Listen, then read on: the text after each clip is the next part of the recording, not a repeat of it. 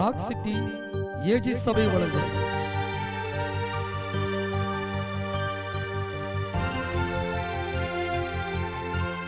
கிருபையும் சத்தியமும்.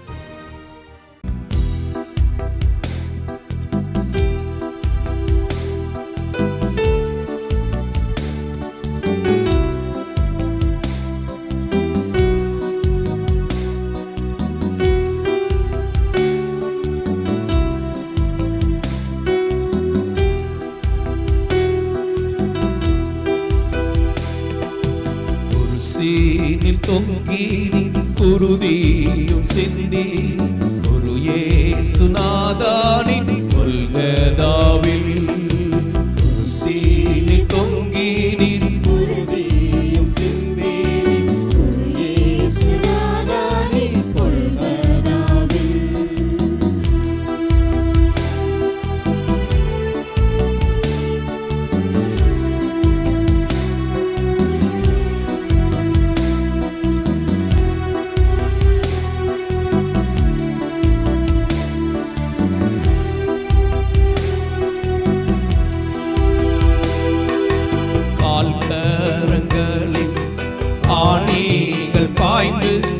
கண்கள் அயர்ந்து தாகத்தால் தோய்ந்து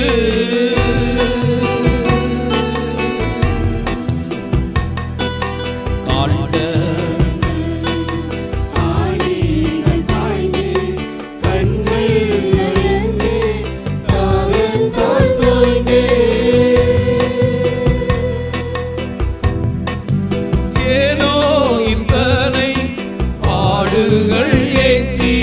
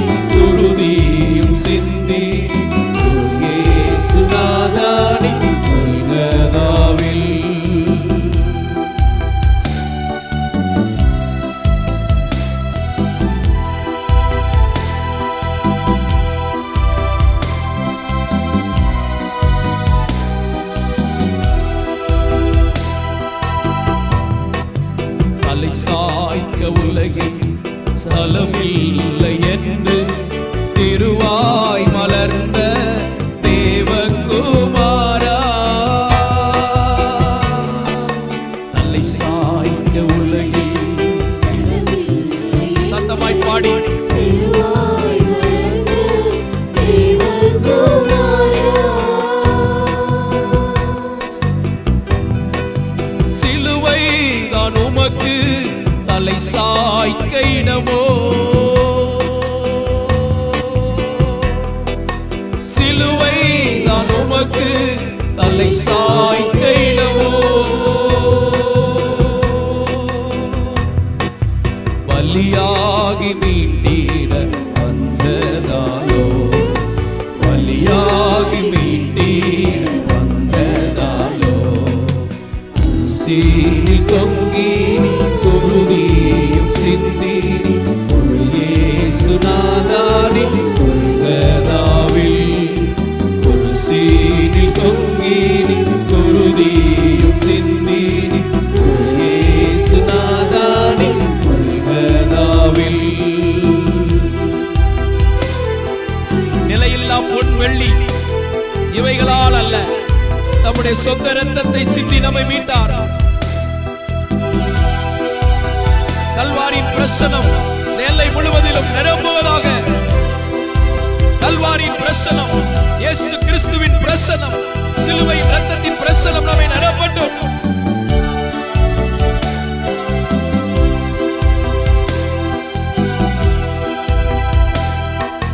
நிலையில் பொன் வெள்ளி இவையாவினாலல்ல விலையேற பெற்ற துதிரத்தால் மீட்டி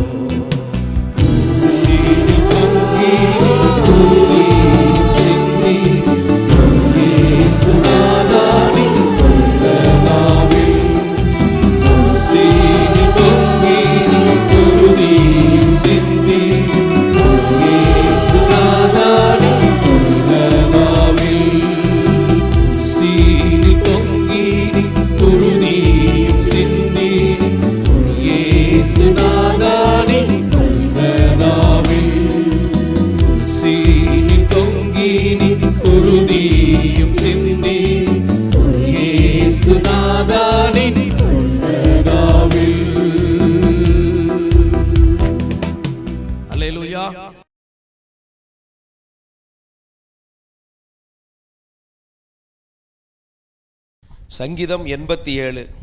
அவர் அஸ்திபாரம் பரிசுத்த பர்வதங்களில் இருக்கிறது. கர்த்தர் யாக்கோபின் வாசஸ்தலங்கள் எல்லாவற்றை பார்க்கிலும் சியோனின் வாசஸ்தலங்களில் பிரியமாயிருக்கிறார். தேவனுடைய நகரமே, உன்னை குறித்து மகிமையான விசேஷங்கள் வசனிக்கப்படும்.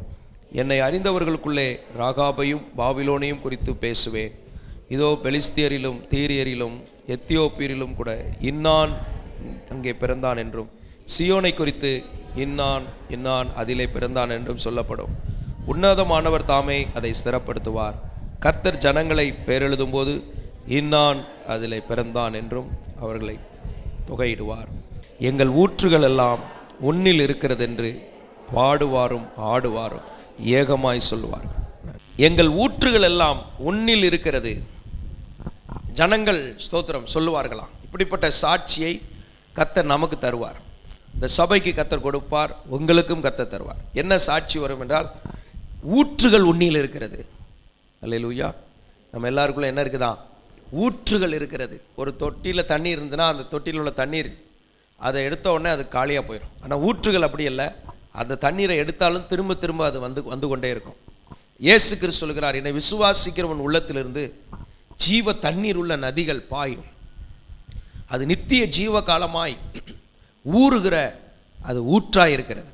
இப்போ உங்களுக்குள்ள எனக்குள்ளேயும் இயேசு இருக்கிறார். இப்போ அதை இன்னொரு வார்த்தையாக சொல்லணும்னா, ஸ்தோத்திரம், அந்த ஊற்று எனக்குள்ளே இருக்கிறது. ஸ்தோத்திரம். இப்போ இதை என்ன சொல்லப்பட்டிருக்கு? எங்கள் ஊற்றுகள் எல்லாம் உன்னில் இருக்கிறது.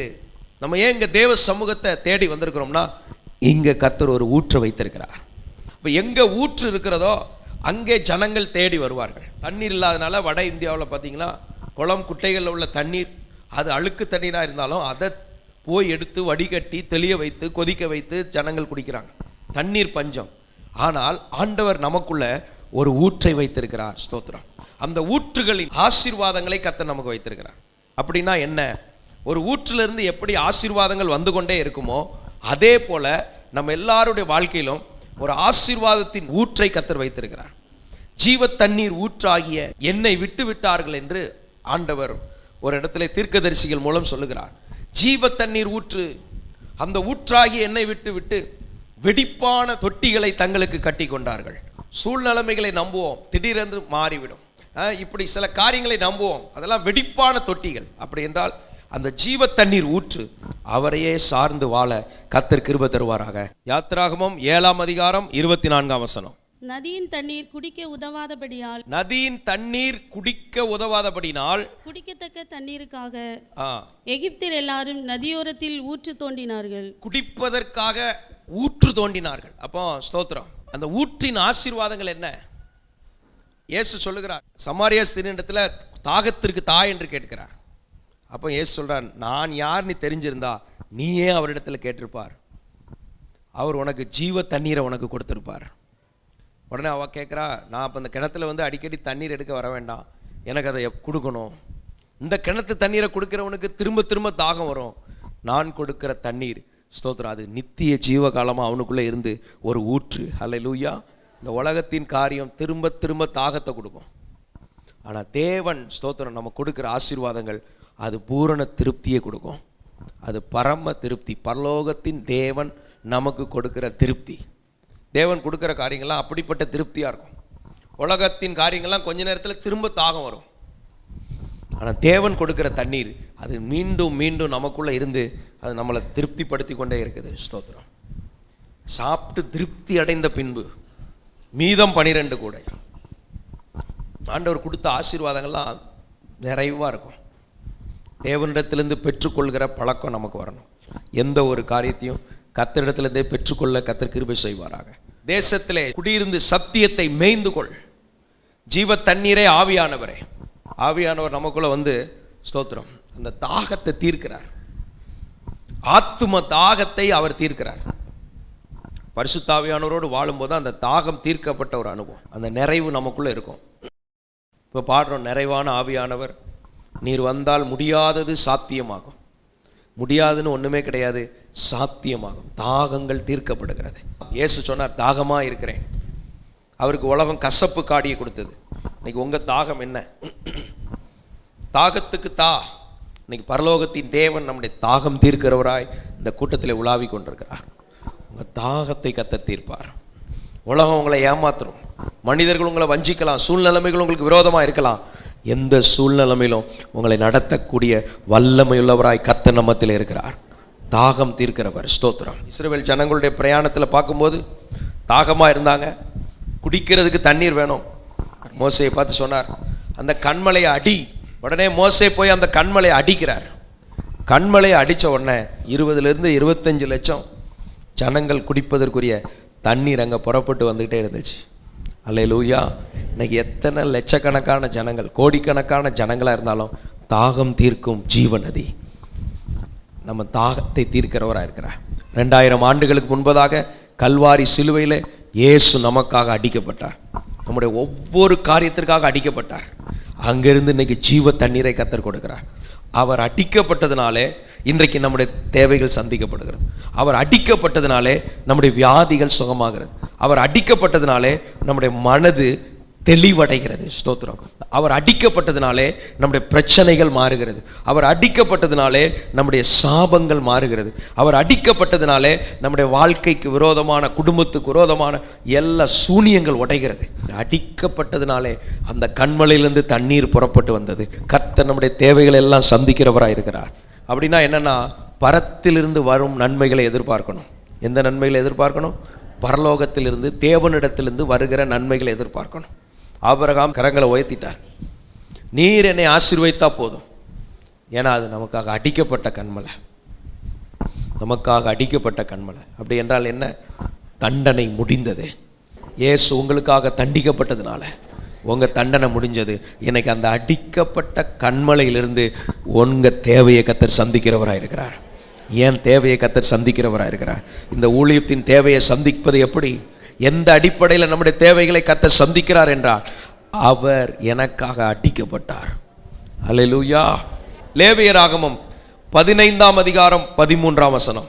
பிரமியம் உள்ளவன் தன் பிரமியம் நீங்கி சுத்தமானால் தன் சுத்திகரிப்புக்கென்று 7 நாள் எண்ணிக்கொண்டிருந்து தன் வஸ்திரங்களை தோய்த்து தன் தேகத்தை ஊற்று நீரில் கழுவ கடவன்.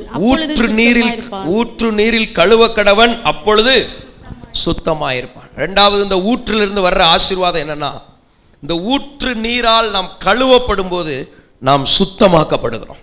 முதலாவது குறிப்பு சொன்னேன், தாகம் தீர்க்கப்படுகிறோம். இன்னைக்கு வந்திருக்கிற உங்களோட கர்த்தர் பேசுகிறார், உங்க தாகம் தீர்க்கப்படும். இரண்டாவது அனுபவம் என்னவென்றால், சுத்திகரிக்கப்படுகிற ஒரு அனுபவம். பாவம் உள்ளவன், குஷ்டம் உள்ளவன், பழைய ஏற்பாட்டில் தேவன் தீட்டு அருவருப்புன்னு சொல்ற வாழ்க்கை உள்ளவன், இந்த ஊற்று நீரால் அவன் தன்னை சுத்திகரித்து தன்னை கழுவ வேண்டும். அப்படி கழுவப்பட்ட போது அவன் சுத்தமாய் மாறுவான். எப்பேற்பட்ட பாவ அழுக்குகள், பாவ குஷ்டங்கள் உங்க வாழ்க்கையில இருக்குதோ, இந்த ஜீவ தண்ணீர் ஊற்று. ஸ்தோத்திரம். நம்ம மேல கர்த்தருடைய வல்லமை வெளிப்படும் போது பரிசுத்த ஆவியானவர் நம்மை அவர் சுத்திகரிக்கிறவராய் இருக்கிறார். அந்த ஊற்றிலிருந்து இரத்தமும் நீரும் வந்தது. ஸ்தோத்திரம். ஒருவன் இயேசுடைய விழாவில் ஈட்டியால் குத்தின போது இரத்தமும் நீரும் ஓடி வந்தது. இன்னைக்கு அந்த ஊற்று நீர் நம்மை கழுவும் போது நாம் சுத்தமாக்கப்படுகிறோம். இதுவரைக்கும் இயேசுவை தன் வாழ்க்கையில ஆண்டவராய் ஏற்றுக்கொள்ளாமல் ரட்சிப்பு என்கிற வாழ்க்கை இல்லாதவர்கள் இன்றைக்கு இந்த இரத்தத்தினாலும் அந்த ஊற்று நீரால உங்கள் வாழ்க்கை கழுவப்படும் போது நீங்கள் சுத்தமாக்கப்படுவீர்கள். ஹல்லேலூயா.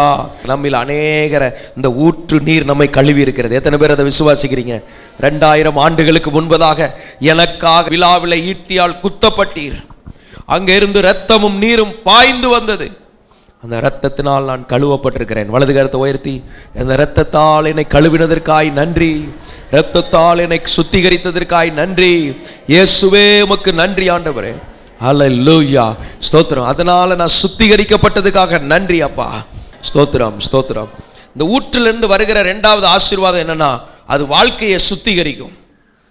இயேசு கிறிஸ்துவின் இரத்தம் சகல பாவங்களை நீக்கி நம்மை சுத்திகரிக்கிறது. பழைய ஏற்பாட்டு காலத்தில் அப்படி ஒரு ஊற்று இருந்தது. நான் புதிய ஏற்பாட்டில் அவர் தம்முடைய சொந்த இரத்தத்தை கொடுத்து நம்மை கழுவி இருக்கிறார். அவருடைய இரத்தத்தினால் நான் கழுவப்பட்டிருக்கிறேன். இயேசுவின் இரத்தம் என்னை கழுவினது, இயேசுவின் இரத்தம் என்னை சுத்திகரித்தது. இந்த சுத்திகரிப்பு எனக்குள்ள வந்திருக்குது. இப்போ நம்ம புதிய மனிதர்களாக கர்த்தர் மாற்றிருக்கிறார். ஒருவன் கிறிஸ்துவுக்குள் இருந்தால் புது சிருஷ்டியாகிற, பழையவைகள் எல்லாம் ஒளிந்து போயின, எல்லாம் புதிதாயின. இன்னும் எந்தெந்த பகுதியில் இந்த ஊற்று நீர் வரலையோ, ஸ்தோத்திரம், இந்த சிலுவையில் இயேசு சிந்தின அந்த ஊற்று, அந்த இரத்தம் கழுவப்படலையோ, மறைத்து கொண்டிராதபடி அதையும் தேவனுக்கு முன்பாக, என் பாவத்தை மறைக்காமல் என் தேவனுக்கு முன்பாக நான் அறிக்கையிடுவேன் என்று தாவீது சொல்லுகிறார். இன்றைக்கு நம்ம வாழ்க்கையில் எதையும் மறைக்கக்கூடாது. ஆண்டவர்கிட்ட வரும்போது உலகத்தில் சொல்லுவாங்க டாக்டர்கிட்ட மறைக்கக்கூடாது. இன்னைக்கு தேவன்கிட்ட வந்திருக்கிறோம், எதையும் மறைக்காம ஸ்தோத்திரம். அது நம்ம நன்மையை தடுத்து கொண்டிருக்கோம். நீ நன்மை செய்தால் உனக்கு மேன்மை, நீ பாவம் செய்தால் அது உன் வீட்டு வாசப்படியில் படுத்திருக்குமா, அப்போ அந்த வீட்டுக்குள்ள நன்மை வராது, அந்த வீட்டுக்குள்ள இருந்து ஒரு நல்ல செய்தி வராது. இன்னைக்கு அந்த கல் தள்ளப்பட வேண்டும். ஹல்லேலூயா. இன்னைக்கு ஆண்டவரோடு ஸ்தோத்திரம் உள்ள உறவுல இந்த ஊற்றிலிருந்து வருகிற அந்த ரத்தத்தின் வல்லமை நம்ம இன்னொரு விசை சுத்திகரிப்பதாக. முதலாவது என்ன சொன்னேன்? தாகம் தீர்க்கும் ஊற்று. இரண்டாவது சுத்திகரிக்கும் ஊற்று. மூன்றாவது நீதிமொழிகள் 5ஆம் அதிகாரம் 16ஆம் வசனத்தை வாசிக்கும் போது, உன் ஊற்றுகள் வெளியிலும் உன் வாய்க்கால்கள் வீதிகளிலும் பாய்வதாக. உன் ஊற்றுகள் வெளியிலும் வீதிகளிலும் பாய்வதாக. அடுத்த ஆசீர்வாதம் என்னன்னா, இந்த ஊற்று, என் ஊற்றுகள் எல்லாம் முன்னில் இருக்கிறது. இந்த ஊற்றுகள் நம்ம வாழ்க்கையை எப்படி மாத்துக்குதுன்னா, அது நமக்குள்ளே மாத்திரமல்ல. தாவீது சொல்லுகிறார், என் பாத்திரம் என்ன செய்து நிரம்பி வழிதான். அப்போ சில பாத்திரங்கள் நிரம்பாமலே இருக்குது. சில வீட்டில் பாத்திரம் நிரம்பினது எப்படின்னா, வீடு பிரதிஷ்டை நேரத்தில் அந்த ஒரு நேரம் பால் காய்க்கும் போது நிரம்பி இருக்கும், அதோட சரி. அப்படின்னா என்னன்னா, அந்த வீட்டில் மகிழ்ச்சி பொங்கி இருக்கணும், சந்தோஷம் பொங்கி இருக்கணும், மன நிறைவோடு இருக்கணும், எல்லாம் பொங்கி வழிகிற ஆசீர்வாதம். ஆனால் இந்த இடத்துல சொல்லப்படும் போது ஸ்தோத்திரம், வெளியிலே இது பொங்கி வழிந்து நிரம்பி அநேகருக்கு ஆசீர்வாதமாக கர்த்தர் நம்மை மாற்றப் போகிறார். ஸ்தோத்திரம். நீ பட்டணத்திலும் ஆசீர்வதிக்கப்பட்டிருப்பாய், நீ வெளியிலும் ஆசீர்வதிக்கப்பட்டிருப்பாய். நம்ம இருக்கிற இடத்துலையும் ஆசீர்வாதமாக வைப்பார், நம்ம போகிற இடத்துலையும் கர்த்தர் நம்மை ஆசீர்வாதமாக வைப்பார். அப்போ நம் ஒவ்வொருவரையும் இந்த ஊற்று நமக்குள்ள இருக்கிறதுனால நம்ம போகிற இடத்துலெல்லாம் கர்த்தர் நம்மை ஆசீர்வதிப்பார். அல்லேலூயா. இங்கே இருக்கிற இந்த ஊற்று, இன்றைக்கு அப்புறம் பரிசுத்த ஆவியாகிய ஊற்று உங்களுக்குள்ள இருக்கிறது என்பதை நீங்க விசுவாசிக்கும் போது நீங்க போகிற இடத்திற்கெல்லாம் ஆசீர்வாதமா இருப்பீங்க. நான் இருக்கிற இடத்திலும் ஆசீர்வாதமா இருப்பேன். கர்த்தர் என்னை கொண்டு போகிற எவ்விடத்திற்கும் நான் ஆசீர்வாதமா இருப்பேன். நான் இனி சாப சின்னமாய் இருப்பதில்லை. இயேசு சாப சின்னமாய் சிலுவையிலே மரித்தார்.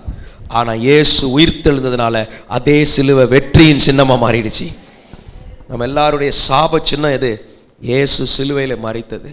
ஆனா அவர் உயிர்த்தெழுந்ததுனால அதே சாப சின்னம் வெற்றியின் சின்னமா மாறிட்டு. சோதரர், இனிமே நீங்க நிந்தையா இருக்க மாட்டீங்க, இனி நீங்க கீர்த்தியா இருப்பீங்க, இனி நீங்க புகழ்ச்சியா இருப்பீங்க. ஆண்டவர் கேட்டா, நீ சொஸ்தமாக வேண்டும் என்று விரும்புகிறாயா? நான் உங்களை பார்த்து கேட்குறேன், எத்தனை பேர் ஆசீர்வாதமா இருக்க விரும்புறீங்க? போற இடத்துக்குலாம் ஆசீர்வாதமா இருக்க விரும்புறீங்க? நீங்க தற்செயலா போயிருப்பீங்க, அங்க ஒரு அற்புதம் நடக்கும். வெளியில கர்த்தர் நம்மளை ஆசீர்வாதமா வைப்பார். நீங்க எங்க போனாலும் ஆசீர்வாதமா தான் இருப்பீங்க. இந்த ஊற்றுகள் வெளியில பாயும். விசுவாசிக்கிறீங்களா? ஏனி நம்ம கர்த்தரை உடையவன், ஜீவனை உடையவன், கிறிஸ்துவை உடையவன், ஜீவனை உடையவன். அல்லேலூயா. உங்களை பத்தி நீங்க என்ன நினைக்கணும்னா, எனக்குள்ள ஒரு ஜீவ ஊற்று இருக்கிறது, எனக்குள்ள ஜீவ ஊற்று. அல்லேலூயா. எனக்குள்ள ஜீவ ஊற்று, அது வற்றாது ஒரு நாளும். எனக்குள்ள பரிசுத்த ஆவியாகிய ஜீவ ஊற்று, எனக்குள்ள கிறிஸ்துவாகிய ஜீவ ஊற்று, அது ஒரு நாளும் வற்றாது, அது ஒரு நாளும் வற்றாது. சொல்லப்படுற வசனத்தை நம்புறீங்களா? உங்களுக்கு இருக்கிற சூழ்நிலைமை நம்ப போறீங்களா? சத்தமா சொல்லுங்க. இங்க கர்த்தருடைய வார்த்தை அறிவிக்கப்படுது. இந்த வார்த்தையை நம்பினா இது சூழ்நிலைமையை மாற்றும். நீங்க சூழ்நிலைமையை நம்பினீங்கன்னா வார்த்தையை பறவை எடுத்துட்டு போயிடும். நீங்களும் நானும் சத்தியத்தை நம்புறவங்க. அல்லேலூயா. நான் கர்த்தருடைய வார்த்தையை நம்ப தான் கர்த்தர் அப்படி ஆசீர்வதிக்கிறார். ஸ்தோத்திரம். ஒரு வசனத்துக்கு ஜோடி அங்கங்க இருக்கும், அதெல்லாம் ஆவியானவர் நினைச்சு கொடுப்பார் நமக்கு. ஸ்தோத்திரம். அதனால தான் ஆவியில் போனால் தான் பைபிளே முதல்ல புரிய முடியும். இல்லைன்னா ஒரு சயின்ஸ் புக் மாதிரி, ஸ்டோரி புக் மாதிரி, ஒரு ஹிஸ்ட்ரி புக் மாதிரி தான் பார்த்துக்கிட்டு இருப்பீங்க. பரிசுத்த ஆவியானுடைய உதவி இருந்தால் தான் முழுமையாக அதை புரிந்து கொள்ள முடியும். கர்த்தர் அந்த கிருபையை தருவாராக, வேதத்தை புரிந்து கொள்ள. அப்போ வெளியில் ஆசீர்வாதம், பட்டணத்தில் ஆசீர்வாதம், போகிற இடமெல்லாம் செழிப்பாக இருக்கும். நானும் ஆசீர்வாதமா இருப்பேன். நான் போகிற இடத்துலலாம் கர்த்தர் என்னை ஆசீர்வாதமா வைப்பார். இனி நான் நிந்தையா இருக்க மாட்டேன். எல்லாம் வலது கரத்தை உயர்த்தி, இனி நான் நிந்தையா இருக்க மாட்டேன், இனி நான் சாபத்துக்குள்ள இருக்க மாட்டேன், இனி நான் வியாதியஸ்தன் என்று இருக்க மாட்டேன், இனி நான் ஆசீர்வதிக்கப்பட்டவனா இருப்பேன், இனி நான் மற்றவர்களுக்கு பிரயோஜனமா இருப்பேன். எனக்குள்ள இருக்கிற அந்த ஊற்று புறப்படும். எனக்குள்ள இருக்கிற பரிசுத்த ஆவியானவருடைய ஊற்று அது என்னிலிருந்து வெளிப்படும். அது அநேகரை ஆசீர்வாதமாய் மாற்றும். தன் தகப்பன் விட்டு கழுதையை தேடிட்டு போனவனுக்கு ஆண்டவர் மொத்த இஸ்ரவேல் ஜனங்களுக்கும் ஆசீர்வாதமா இருக்கிற பொறுப்பை கொடுத்தது போல இன்றைக்கு நீங்க உங்களுடைய ஒரு தனிப்பட்ட தேவைக்காக இன்னைக்கு இங்க வந்து உட்கார்ந்து இருக்கலாம், இல்லை என்றால் இந்த சத்தத்தை டிவிலையோ இன்டர்நெட்லயோ கேட்டுக்கொண்டிருக்கலாம். இன்னைக்கு கர்த்தருடைய ஆவியானவர் சொல்லுகிறார், நீ உன் தேவைக்காக தேடிக்கொண்டிருக்கிறாய், இதோ நான் உன்னை தேசத்திற்கு ஆசீர்வாதமாய் மாற்றுகிறேன். நீ அநேகருக்கு ஆசீர்வாதமாய் இருப்பாய், நீ ஆசீர்வாதமாய் இருப்பாய். உன் மேல அந்த அபிஷேகத்தை கர்த்தர் ஊற்றுகிறார். எல்லாரும் கொஞ்ச நேரம் அப்படியே ஜெபிங்க. இப்போ அந்த அபிஷேகம் ஆவியானுடைய வார்த்தை வரும்போதே பெற்றுக்கொள்ளுங்க. இப்பொழுது இந்த வார்த்தையின்படி எங்க மேல அந்த அபிஷேகம் இறங்கட்டும். ஆண்டவரே, என் தேவைக்காக நான் இங்க வந்திருக்கலாம், இப்பொழுது என்னை நீர் மற்றவர்களுக்கு அநேகருக்கு நீர் ஆசீர்வாதமாய் மாற்ற பண்ணுகிற அந்த கிருபை இப்பொழுது ஒவ்வொருவரும் பெற்றுக்கொள்வார்களாக இயேசுவின் நாமத்தில் ஆமென். அப்போ அந்த ஊற்றுகள் உன்னில் இருக்குன்னா ஆண்டவர் கொடுக்கிற ஆசீர்வாதங்கள் பாருங்க. ஸ்தோத்திரம். முதலாவது சொன்னேன் தாகம் தீர்க்கப்படும், ரெண்டாவது சொன்னேன் சுத்திகரிப்பு, மூன்றாவது ஸ்தோத்திரம் பட்டணத்திலும் ஆசீர்வாதம், வெளியிலும் ஆசீர்வாதம். நம்ம ஆசீர்வாதமாக தான் இருப்போம். அல்லேலூயா. என்னமோ உங்கள் குடும்பத்துக்கு நீங்கள் சென்டராக இருப்பீங்க, உங்கள் கூட உள்ளவங்க நண்பர்கள் உறவினர்கள் எல்லாருக்கும் நீங்கள் சென்டராக இருப்பீங்க. அடுத்து ஏசாயா 44:3 வாசிங்க. தாகமுள்ளவன் மேல் தண்ணீரையும் வறண்ட நிலத்தின் மேல் ஆறுகளையும் ஊற்றுவேன். உன் சந்ததியின் மேல் என் ஆவியையும் உன் சந்தானத்தின் மேல் என் ஆசீர்வாதத்தையும் ஊற்றுவேன். உன் சந்ததியின் மேல் என் ஆவி, உன் சந்தானத்தின் மேல் என் ஆசீர்வாதம். அடுத்து இந்த ஊற்றிலிருந்து கிடைக்கிற ஆசீர்வாதம் என்னன்னா, அது நம்ம சந்ததி சந்ததியாக கடந்து போகும். சிலர் பாருங்க, அவன் நல்லா இருப்பான், அவன் பிள்ளைகள் நல்லா இருக்காது. சிலர் நல்லா இருப்பாங்க, அடுத்த சந்ததி ஸ்தோத்திரம் கீழே விழுந்துரும். ஆனால் ஆண்டவர் எப்படி ஆசீர்வதிக்கிறேன்னா, சந்ததி சந்ததியாக கர்த்தர் ஆசீர்வதிப்பார். ஒரு சந்ததி உண்டு, அது என்றென்றைக்கும் கர்த்தருடைய பரிசுத்த சந்ததி எனப்படும். இன்னைக்கு கர்த்தர் அப்படிதான் ஆசீர்வதிக்க போறார். இந்த ஊற்று நம்மில இருந்துச்சுன்னா சந்ததி சந்ததியா கர்த்தர் ஆசீர்வதிப்பார். தீமோத்தை குறித்து சொல்லப்பட்டிருக்கு, இந்த விசுவாசம் உன் பாட்டிக்குள்ள உன் தாய்க்குள்ள இருந்துச்சு, இப்போ உனக்குள்ளே இருக்குது. இன்னைக்கு உங்களுக்குள்ள இருக்கிற இந்த ஆவி அப்படியே உங்க சந்ததி சந்ததியா போய் இந்த விசுவாசம் இந்த ஊற்று உங்க சந்ததி சந்ததியா கர்த்தர் ஆசீர்வதிக்க போகிறார். ராஜா சொன்னா, என் காலத்திலேயாவது சமாதானமா இருக்கும். அப்படின்னா என்ன? என் பிள்ளை கேடு கெட்டாலும் பரவாயில்ல, நான் நல்லா இருந்தால் போதும். பரிசுத்தாய் பெற்ற யாருக்கும் அந்த எண்ணம் இருக்காது. ஆனால் ஆவியானவர் எப்படி பார்க்குறாருனா, ஸ்தோத்திரம் நம்ம சந்ததியை கர்த்தர் ஆசீர்வதிப்பார். உங்கள் பிள்ளைகள் இன்னும் ஆசீர்வாதமாக இருப்பீங்க. கர்த்தருக்கு பயப்படுறவன் அவன் பிள்ளைகள் ஒலிவமர கன்றுகளைப் போல் இருப்பார்கள். மனைவி திராட்சை கொடி, ஸ்தோத்திரம் நல்ல திராட்சை செடியை போல இன்னைக்கு நம்மளை செழிப்பாக கர்த்தர் மாற்றுவார்.